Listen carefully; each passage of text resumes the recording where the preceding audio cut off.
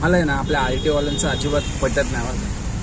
ट्रॅफिकवाल्यांचं पण पटत नाही, पोलिसांचं पण पटत नाही. काय आहे ना, काही गोष्टी ना लय चुकीचं करतात. उदाहरणार्थ आज आता काल तुम्हाला सांगतो, आमच्या इथं गंगाधामला हाईट बॅरिकेड्स लावलेले आहेत. हाईट बॅरिकेड्स लावलेले आहेत कारण की भरपूर वेळा तिथे ॲक्सिडेंट झालेले गंगाधाम चौकामध्ये, ठीक आहे.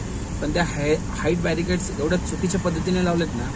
एक लावलं आहे लेफ्ट साईडचा जो चढाला आणि राईट साईडचा जो आहे पूर्ण उताराला खाली गंगाधाम चौकाच्या जवळ. तर आता ह्याच्यामध्ये ना भरपूर गॅप आहे. तर आधी थोडंसं त्यांनी आता डिवायडर वगैरे लावले होते, पण आता सीन काय झालं, काल रात्री मी लिटरली येत होतो जेव्हा बघितलं टोटल कंटेनर रॉंग साईडला एकदम चढाला, कारण की वरतून गाड्या येतात एकदम स्पीडमध्ये आणि चढाला मोठं कंटेनर रॉंग साईडला घातलं त्यांनी आणि रॉंग साईडला घालून पुढच्या डिवायडरपासून आतमध्ये टर्न मारला आणि निघून गेला. आता माझ्याकडे कस्टमर होतं, नाही तर मी थांबून त्याला विरोध केला असता, पण मी त्याचा थोडासा व्हिडिओ काढलेला आहे, तो व्हिडिओ टाकतो.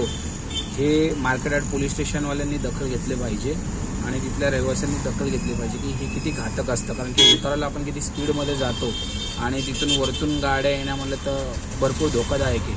मी हा व्हिडिओ टाकतो, बघा तुम्ही त्याचा. थोडंसंच व्हिडिओ आलेला आहे, बघा तुम्ही ते.